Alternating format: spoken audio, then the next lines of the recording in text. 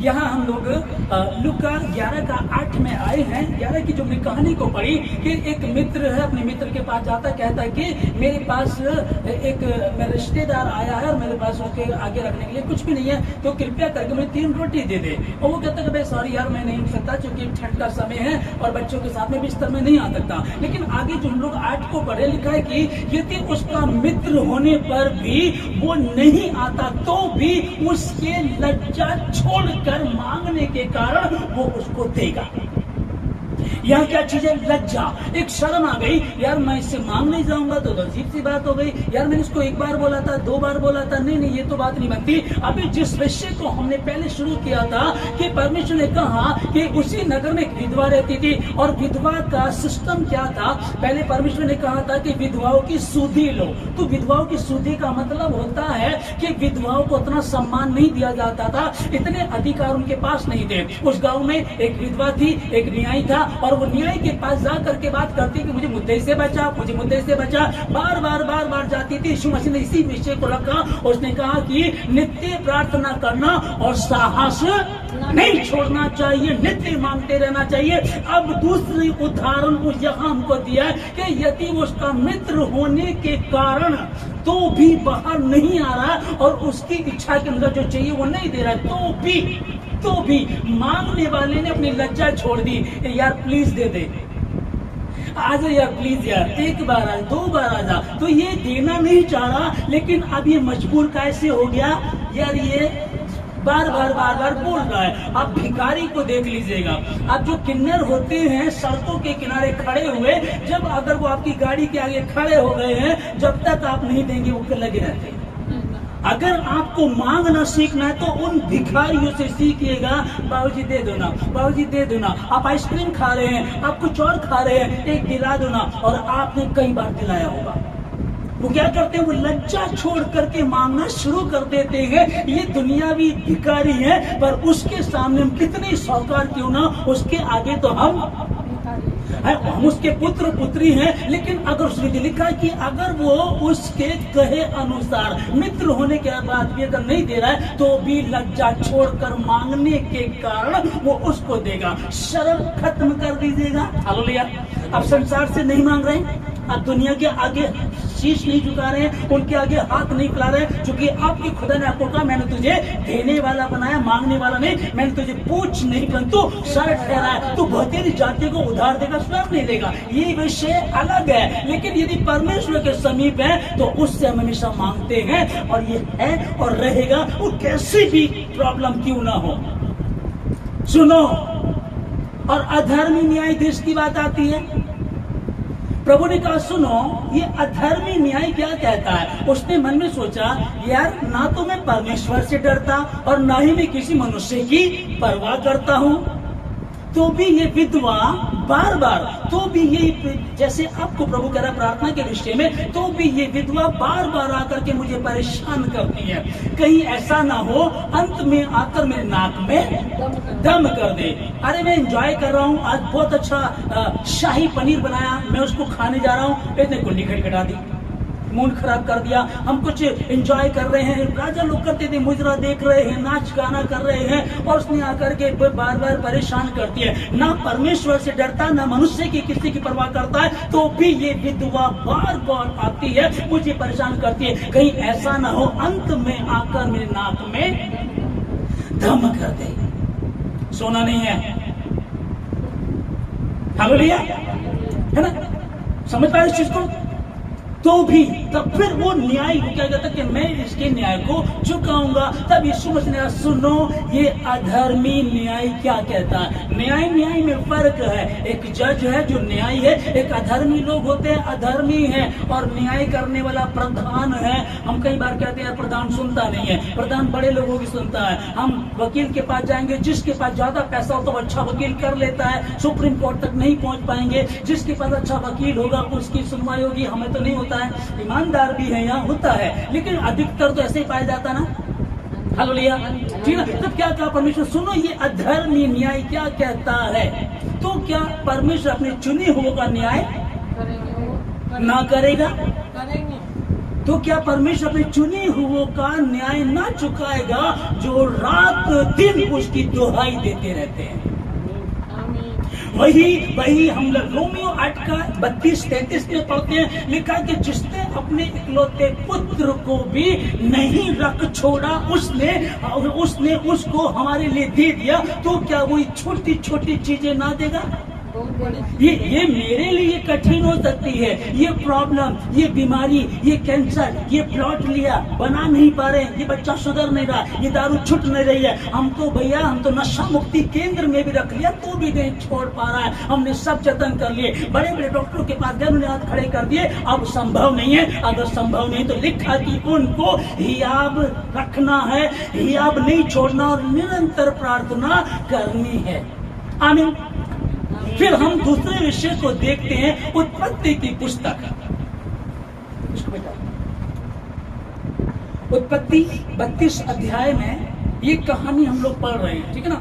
तो यहाँ याकूब और एसाव, जो ये दोनों सगे भाई हैं, जुड़वा होते हैं, और एसाव की आशीष धोखे से कौन ले लेता है? याकूब धोखे से आशीष ले लेता है, और फिर वो गुस्से में होता है, वो कहता है कि मैं उसका खून कर दूंगा, और उसकी माँ उसको बोलती तो अपनी मामा के पास भाग जा। ये कहानी, ठीक है जी। अब बाद में ये वहां से लौट करके अपने वापस घर आना चाहता है, लेकिन इसको एक डर होता है कि मैं जाऊंगा तो मेरा भाई से तो मैंने धोखा किया था, मैंने गद्दारी की थी, अब वो तो मुझे मार डालेगा, वैसे भी वो तो शिकारी है, वो मुझे मार डालेगा, समझ गया चीज को। अब इसके दिमाग में ये डर रहा, तब इसने कुछ अपने दूत भेजे, जाओ जाकर के बोल करके आओ कि मेरा भाई मुझसे मिलने आ रहा है, वो कैसे मूड में है इस टाइम। वो लौट करके आकर के इसको बताते हैं कि तेरा भाई भी तुझसे मिलने आ रहा है, लेकिन 400 पुरुषों को साथ लेकर के आ रहा है। तब ये डर गया, क्योंकि अगर आप स्टेशन पे किसी अपने रिश्तेदार को रिसीव करने जाते हैं तो आप पूरे मोहल्ले को लेकर जाओगे, 2-4 लोग जाएंगे, जाकर ले आएंगे, लेकिन 400 लोगों को वो लेकर के आ रहा है। अब इसको समझ में आ गया कि आज तक भी वो क्रोधित है, और उसके बाद इसने प्रार्थना करना शुरू किया।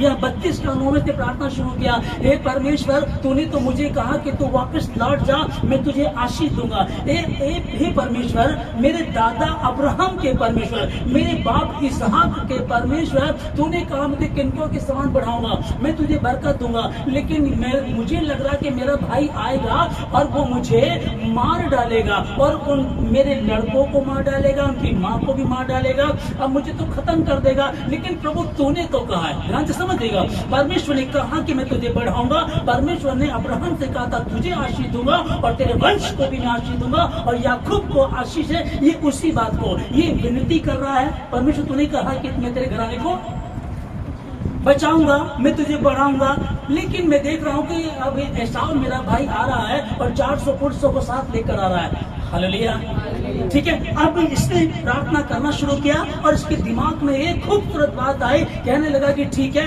अब ये अपनी पत्नी को और जितनी भी इसके पास जो ये संपत्ति थी उसको लेकर के इसने नदी को पार करा दिया। कहा कि तुम लोग सब के सब चले जाओ, और याकूब वहीं ठहर गया, और उसने वहां रात भर प्रार्थना करना शुरू की। आमीन। इसने रात भर जब ये प्रार्थना करने लगा तो यहाँ लिखा है कि एक दूत आकर के, एक पुरुष आकर के, कई जगह हेडिंग सुनती कि परमेश्वर से मल युद्ध, परमेश्वर को तो कोई देख ही नहीं सकता, फिर युद्ध कैसे कर लेगा। और स्वर्गदूत के सामने, दानियल के सामने स्वर्गदूत आता है, और दानियल कहता है कि मैं औंधे मुंह गिर पड़ा, मेरे शरीर ने काम करना बंद कर दिया। यदि कोई स्वर्गदूत को देख भी लेते तो ये हालत हुआ करती थी। और यशायाह में लिखा कि हाय मैं अशुद्ध होठों वाला, मैंने तो स्वर्गदूत को देख लिया है, अब मेरा क्या होगा, मैं मर जाऊंगा। तब परमेश्वर उसको संभाल लेता है, स्वर्गदूत के सामने कोई ठहर नहीं सकता था। और यहाँ याकूब के विषय में लिखा है कि और उसने उसके साथ मलयुद्ध किया, ये लड़ता रहा। बाइबल में लिखा है इसके विषय में। और स्वर्गदूत जब सुबह हो गई तो उसने सोचा कि अगर ये मुझे देख लेगा, परमेश्वर अगर चाहता कि अगर मुझे देख लेगा तो नहीं बचेगा, तब वो कहता कि मुझे जाने दे, और ये उसके पैर को पकड़ लेता, कहता कि जब तक तू मुझे आशीष नहीं देगा तब तक मैं तुझे जाने नहीं दूंगा। उनको यीशु मसीह ने कहा कि उनको हियाब छोड़ना नहीं चाहिए और नित्य प्रार्थना करना चाहिए। और सुनो ये अधर्मी न्यायाधीश क्या कहता है, सुनो वो व्यक्ति इसके साथ था। एक मित्र अपने मित्र के घर जाकर के कहता है कि मेरे घर कोई रिश्तेदार आया, मेरे पास उसके आगे रखने के लिए कुछ नहीं है, 3 रोटी मुझे दे दे। उसने मना कर दिया। लिखा है कि वो उसका मित्र होने के नाते भी अगर वो उठकर नहीं आ रहा और उसको नहीं दे रहा तो भी उसके लज्जा छोड़कर, हालेलुया, तो भी उसके लज्जा छोड़कर मांगने पर वो उसे जरूर देगा। इसलिए नित्य प्रार्थना करना चाहिए। उसके समीप बैठो जब तक आपकी मंजिल ना आ जाए। आप शाहपुर से दिल्ली के लिए बैठे हैं या लुधियाना से दिल्ली के लिए बैठे हैं, जब आप उसमें बैठ गए हैं और जब तक आपका स्टेशन नहीं आता, बोर हो रहे हैं, सुकड़ के, कभी टेढ़े होके, कभी एड़े होकर, कभी खड़े होकर के कुछ ना कुछ भी आप कर रहे हैं, लेकिन आप बैठे हुए हैं। हालेलुया। 10 घंटे का सफर आपने तय किया होगा, आपने देखा हो कुछ भी आप कर रहे हैं, आप चलते चले जाते हैं। लेकिन यहाँ आजकल का सफर की एक बात आ गई है कि बीच में लोग मोबाइल चला रहे हैं, फालतू की बातें कर, इस तरह टाइम पास करते हैं। लेकिन आपका एक ही एम होना चाहिए, मुझे सिर्फ उस पर ध्यान देना है। कई बार प्रार्थना करेंगे, इधर की बातें आपके दिमाग में आएंगी, कई बार इधर की बातें आएंगी, आप बैठे रहिएगा, प्रार्थना करते रहिएगा। कुछ लोगों ने कई बार कहा कि मैं प्रार्थना करता हूँ ना, बहुत देर हो जाती है, सलते से बात नहीं हो पा रही परमेश्वर से। तो पाकिस्तान के एक बहुत अच्छे खुदा के खादिम पास्टर अर्नेस्ट मंज जी, वो एक बार वो प्रार्थना कर रहे थे, वो रात भर प्रार्थना किया करते थे, 3 बजे तक प्रार्थना करते थे, ये 3 बजे से सुबह 6 बजे प्रार्थना करते थे। उनकी बात हुई, परमेश्वर के सामने बैठे और कहने लगे, परमेश्वर क्या बात है, मैं आपके समीप बैठा और मुझसे बातें नहीं कर रहे। तब परमेश्वर का रिप्लाई आता है, वो कहते हैं कि मैं बात करूं या ना करूं, मेरी उपस्थिति में बैठा रहना ही क्या तेरे लिए काफी नहीं है? हालेलुया।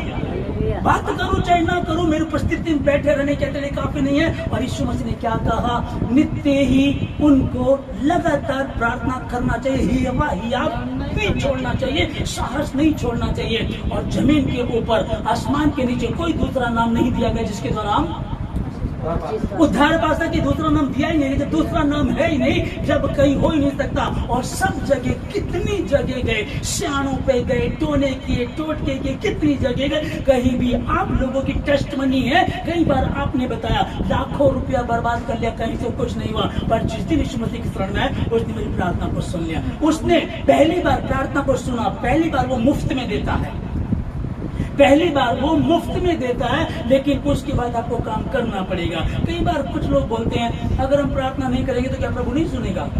सुनता है, कर भी सकता है, लेकिन कोई कितना ही अमीर क्यों ना हो, अपने बच्चे को अनपढ़ नहीं रख सकता। अपने बच्चे को, अब ये अंबानी के विषय में उनके बच्चों में पढ़ते हैं कि वो अपने बच्चों को बस में भेजता था।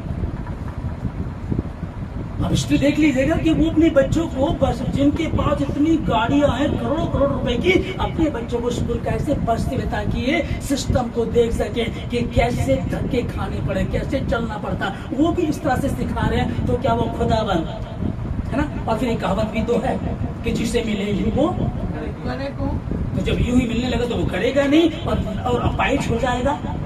अपाइज हो जाएगा तो कौन माँ कौन पिता चाहेगा? कोई भी नहीं चाहता। जब कोई नहीं चाहता तो क्या यीशु मसीह चाहेगा? वो कर सकता था। परमेश्वर ने इसको, याकूब को कहा था, मैं तेरे वंश को बढ़ाऊंगा, तो गिन भी नहीं पाएगा, इतनी बरकत मैं तुझे दूंगा। और ये परमेश्वर की दुहाई दे रहा, बात करने लगा। उसके बाद भी इसने प्रार्थना की। अब देखिए 400 लोगों को लेकर के आ रहा है, इसका भाई जो है वो लेकर के जब आ रहा है, हालेलुया हालेलुया हालेलुया, कहाँ है ना? जब वो लेकर के आ रहा है, इसको समझ गए ध्यान से, तो 400 लोगों को लेकर आने का मतलब क्या है कि मेरे साथ चलो और हम उससे युद्ध करेंगे। यही कारण था ना, दूसरा मतलब ही नहीं, बस यही कारण था कि वो युद्ध करने के लिए आ रहा था। लेकिन जब उसने पूरी रात प्रार्थना की, जब वो उसने कहा स्वर्गदूत को, जब तक तू मुझे आशीर्वाद नहीं देगा तब तक मैं तुझे नहीं छोड़ूंगा, और जब उसने आशीर्वाद ले लिया और जब उसका भाई आया, वो फिर भी डरा हुआ था, लेकिन उसने क्या किया? आकर के उसको गले लगा लिया। आपकी प्रार्थना आप पर होने वाले युद्ध को खटखट कर सकती है। श्राप को आशीष में बदल सकती है, हालेलुया। कमजोरी को ताकत में बदल सकती है, बीमारी को शिफा में बदल सकती है आपकी प्रार्थना। और प्रार्थना ही बाइबल का पहले विश्वास फिर प्रार्थना। आप विश्वास करते हैं यीशु मसीह पे, फिर उसके पास बैठ जाइएगा, घुटनों पर बैठ जाइएगा, चौकड़ी मार के बैठ जाइएगा, घूमते रहिएगा, लेट जाइएगा, ईश्वर के लिए प्रार्थना करते रहिएगा और कहें प्रभु जब तक तू मुझे आशीष नहीं देगा तब तक मैं तुझे नहीं छोड़ूंगा।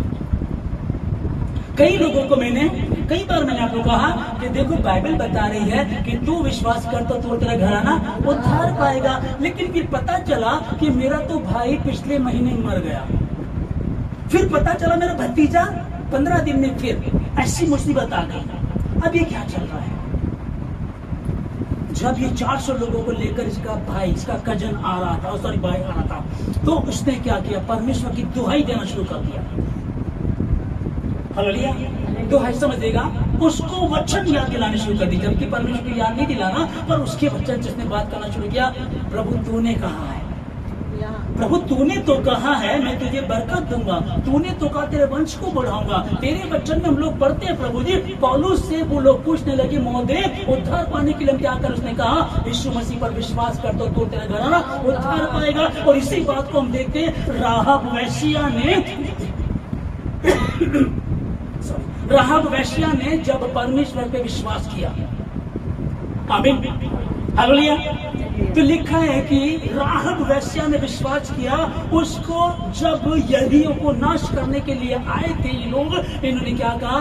सबसे पहले उस औरत को जिसने हेल्प की थी, जिसने परमेश्वर विश्वास किया था, उसको बाहर निकाल करके लिखा। राहब वेश्या को बाहर लाया गया, उसके परिवार को, रिश्तेदारों को, जो भी है कुटुंब में जो भी है, जितने भी लोग थे, जितने उसके साथ थे, उन सबको बाहर लाया गया और बाकी यरीहो को नाश कर दिया गया। जो विश्वास करेगा, अब यही परमेश्वर तूने तो कहा है। कई लोग ऐसे बैठे हैं यहाँ जो प्रार्थना कर रहे हैं, फिर भी रिप्लाई नहीं आ रहा, फिर भी दिक्कत चल रही है, फिर भी परेशानी चल रही है। अरे मैं तो 20 साल से प्रभु में हूँ, तो भी दुखी है। मैं तो इतने साल से हूँ, क्योंकि वचन को समझ नहीं पा रहे हैं। जब परमेश्वर इसको कह देता कि मैं तुझे आशीष दूंगा, तो इसको डरना नहीं चाहिए था। और अगर ये डरा है और फिर डरने के बाद इसने परमेश्वर को कहना शुरू कर दिया, प्रभु तूने कहा था प्रभु तू मुझे आशीष देगा, मेरे बच्चों के द्वारा लोग आशीष को पाएंगे, लेकिन मेरा भाई आ रहा मुझको मार डालेगा। तब उसने क्या कहा? इसके दिमाग में एक बात आई, मेरा पिता सांझ के ठंडे समय में ध्यान करने जाता था। इसका पिता, हालेलुया, इसका पिता इसहाक सांझ के ठंडे समय में प्रार्थना करने के लिए जाया करता था। इसको वो स्मरण आया होगा, अब्राहम का याद आया होगा कि मेरे परमेश्वर ने, अब्राहम इसहाक के परमेश्वर ने उनसे वायदा किया था मैं तुझे आशीष दूंगा। और वो विश्वास में बना रहा। मेरा बाप इसहाक 100 साल की उम्र में पैदा हुआ, जब हो नहीं सकता था तब हुआ। वो परमेश्वर विश्वास योग्य है, पर वो कहता कि पत्थर को हटाओ। पिछली बार हम लोग पढ़ रहे थे ना कि पत्थर को हटाओ। एलिशा ने कहा कि तेरे पास क्या है? उसने कहा कि एक हांडी में थोड़ा सा तेल को छोड़कर कुछ भी नहीं है। उसने कहा ठीक है, फिर बर्तन मांग करके लाओ, बर्तन मांग करके लाओ, वो लाजर को जिंदा करूंगा, पत्थर को हटाओ, मैं तुम्हें बदल दूंगा। तेरे भाई के विचार जो मन में है, वो जो तुझे खत्म करने आया, मारने आया, दुश्मनी उसके अंदर बढ़ रही है, बदले की भावना उसके अंदर है, वो जो युद्ध करने आया उसको बदल दूंगा। और इसकी समझ में आया, इसने क्या करना शुरू किया? ये सारी रात पूरे पर तुम लोग जाओ और मैं अकेला प्रार्थना करूंगा। आप जितने भी बैठे हैं आज से इस बात को देख लीजिएगा, सबको बोलो ठीक है तुम जाओ, सोना तो सो जाओ, मैं तो अकेला अपने बाप से बात करूंगा, मैं तो अकेले अपने प्रभु से, अपने ईश्वर से बात करूंगी और कोई मेरी प्रार्थना को सुनेगा। मैं कहूंगी खुदा मेरे जीवन को बदल दे। और उसको वचन याद रहेगा, उसको याद रहता है, पर वो ये जानना चाहता है कि तुझे याद है। क्योंकि जैसे आंटी ने बताया ना कि सब प्रभु एक है, परमेश्वर एक है, सब दास एक है, ऐसा नहीं है। परमेश्वर भी एक है, दास भी है, लेकिन परमेश्वर किसी के द्वारा किसी तरह काम करता है। वरदान अलग अलग है, एक को कुछ, एक को कुछ, एक को कुछ, उस तरीके से। आमीन। फिर वो जानना चाहता है क्या तो विश्वास करती है? हाँ, तो परमेश्वर की महिमा को देखेंगे। हालेलुया, पढ़ेंगे रोमियो 16:20। इसलिए चौकस रहो। आमीन। तो परमेश्वर क्या कह रहा है कि इसलिए चौकस रहो कि किस रीति से सुनते हो, क्योंकि सुनने में भी तो फर्क है, क्योंकि आप कई बार वचन को समझ नहीं पा रहे हैं, है ना। इसलिए चौकस रहो किस रीति से सुनते हो, क्योंकि जिसके पास है उसे और दिया जाएगा, जिसके पास नहीं है और थोड़ा है जिसको उसने लिया था और नहीं बढ़ा पाया उसे वो भी ले लिया जाएगा। साहूकार ने कहा कि एक को 1 तोड़ा दिया, एक को 3 तोड़ दिए, एक को 5 दिए, 5 वाले ने 10 कर दिए, 3 वाले ने 6 कर दिए। और प्रभु ने कहा शाबाश विश्वासीय योग्य दास, जिसको 5 दिए तो उसने 5 और करिए। सपोज कीजिएगा 5 किलो सोना दिया है या 5 लाख रुपए दिए, उसने 10 लाख कर दिया। मतलब वेरी गुड, शाबाश, जा तू रख ले, कुछ नहीं चाहिए, जा तू इस योग्य है कि उसको बढ़ा पाएगा और भी। ओके, फिर जिसको 3 देते 6 कर दिए, और जिसको 1 दिया गया था उसने कहा प्रभु मैं जानता हूँ तू कठोर है, जहाँ नहीं वो तो वहां से भी काट लेता है, इसलिए मैं डर गया था, मैं इसको दफना दिया था, अलमारी में रख दिया था, कपड़े में लपेट के रख दिया था। प्रभु ने कहा, उसने साहूकार ने बोला क्या तू साहूकार को दे सकता था, बैंक में जमा कर सकता था, ब्याज पे दे सकता था, अगर तू ज्यादा निकम्मा था तो ब्याज पे दे देता, बैंक में जमा करा देता, डबल हो जाता, लेकिन तू निकम्मा दास है। इसलिए उसने कहा कि इससे जो उसके पास है उससे ले लो, और जिसके पास 10 है उसे दे दो।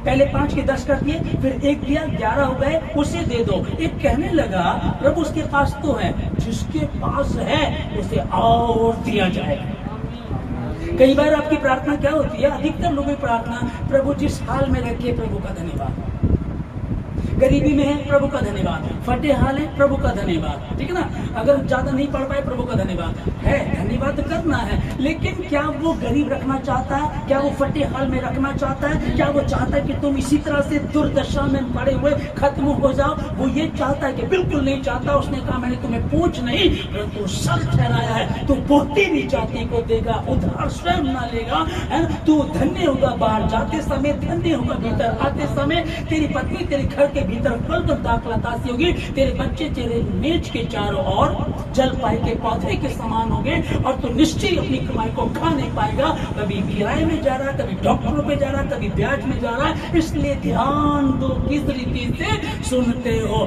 इसलिए जब समझ में ना आए तो मांगे परमेश्वर की सहायता कर। मैं प्रार्थना कर रही हूँ, समझ में नहीं आ रहा, उसने हमको सहायक दिया है, अनाथ नहीं छोड़ा, और आत्मा हमारी हमारा जो पवित्र आत्मा है वो हमारे लिए आहे भर भर की प्रार्थना करता है। जब समझ में नहीं आता, लेकिन 5 मिनट प्रार्थना हुई, घड़ी देखना शुरू कर दिया, 10 मिनट हुई, फिर घड़ी देखना शुरू कर दिया, आप बैठ गए।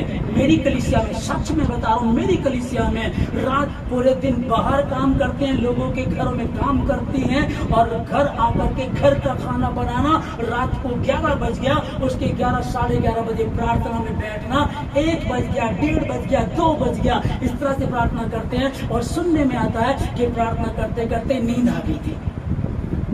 Hallelujah, hallelujah. तो क्या परमेश्वर उनसे वो बरकत को कहीं छिपा लेगा? नहीं देगा। सुनो, ये अधर्मी क्या कहता है, तो जो रात दिन उसके लोग, उसके चुने रात दिन उसकी दुहाई देते रहते हैं, क्या उनके विषय में देर करेगा? क्या उनके विषय में देर करेगा? नहीं, वो शीघ्र उनका न्याय झुकाएगा, शीघ्र समय तुरंत उनका न्याय झुकाएगा। और बाइबल रोमियो 16:20 में लिखेगा, अब शांति का राजकुमार शैतान को शीघ्र तुम्हारे पांव तले कुचल कर देगा। ये उद्धार करता, ये परमेश्वर है, उनको हियाव नहीं छोड़ना चाहिए और निरंतर प्रार्थना करना चाहिए। अधर्मी न्याय क्या कह रहा है, तो वो स्वर्ग को छोड़ करके आया, मेरे और आपके पापों को अपने ऊपर ले लिया, उसकी दाढ़ी खींची गई, उसके मुंह पे थप्पड़ मारा गया, उसके मुंह पे थूक दिया गया। अरे जो हैंटर उस पे पड़ रहे थे, उसकी खाल को मांस को, हड्डी को ऐसे लोथड़े निकल करके आते थे। ऐसी दशा उसने मेरे और आपके लिए, जिसने अपने इकलौते पुत्र को भी नहीं रख छोड़ा, तो क्या वो उसके साथ हमें और सब कुछ ना देगा? पर कोई नहीं चाहते, एक इंसान नहीं चाहते, आप नहीं चाहते कि आपका बच्चा निकम्मा बने, आप नहीं चाहते। आप कितने अमीर क्यों ना हो तो भी नहीं चाहते कि वो अनपढ़ रहे, तो भी आप नहीं चाहते कि वो बिजनेस ना करे, मजदूर ना बने, इंजीनियर बने, अच्छी रीति से करे, मजदूर ना बने। वो तो चाहते, वो होना भी चाहिए, लेकिन आप नहीं चाहते, क्योंकि जिसे मिले यूं वो करेगी। फिर कहा निरंतर प्रार्थना करना चाहिए, लज्जा छोड़कर उसने कहा प्लीज यार दे दे। उसने मना कर दिया अंदर से, एक बार आवाज आई आपको चले जाना चाहिए था। उसने तब भी लज्जा छोड़ करके उससे मांगा और वो उठ करके आकर के उसने दिया, लज्जा छोड़ करके। अब आपके हमारे अंदर लज्जा तो इसलिए नहीं है क्योंकि उससे क्या लज्जा, वो तो बाप है हमारा, लज्जा नहीं है। लेकिन यहाँ प्रॉब्लम कुछ और है। मुझे नींद आ रही है, सुबह स्कूल जाना है, ऑफिस जाना है, बहुत सारी बातें हैं। मेहमान के साथ रात रात बैठे रहेंगे, मोबाइल चलाते रहेंगे, कोई दिक्कत नहीं आएगी। टीवी देखेंगे, प्रोग्राम्स देखने हैं, दुनिया की बातों में उलझे रहेंगे। कोई गेस्ट आ गया, उसके समय उसके साथ काफी टाइम हम लगा देते हैं, लेकिन नहीं सोचते कि हम जिससे अलग हो गए हैं, सावधानी हट रही है, दुर्घटना घट जाएगी, दिक्कत हो जाएगी। अब क्या करेंगे? उससे अलग होकर हम कुछ कर ही नहीं सकते हैं। यदि तुम मुझ में बने रहो, मेरा वचन तुम में बना रहे, तब जो चाहो मांगो तुम्हारे लिए हो जाएगा। जो दाखलता मुझ में, जो टहनी मुझ में बनी रहती है, उससे वो छांटता है, खूबसूरत बनाता है ताकि और फले, और जो नहीं फलती उसको वो काट डालता है। आप कौन से फले? निरंतर प्रार्थना करना है, यीशु मसीह के नाम में निरंतर प्रार्थना करना। विधवा ने लगातार निराश हुई बिना प्रार्थना की, और उस मित्र ने लज्जा छोड़ करके मांगा, उसको मिला। याकूब को था कि तू खत्म हो जाएगा, तेरी दोनों पत्नी को मार दिया जाएगा, तेरे बेटों को मार दिया जाएगा, तेरा अस्तित्व खत्म हो जाएगा। उसने खुदा को याद दिलाया, प्रभु तेरा वायदा है। और इस सिर्फ याकूब से नहीं था, याकूब इस्राएल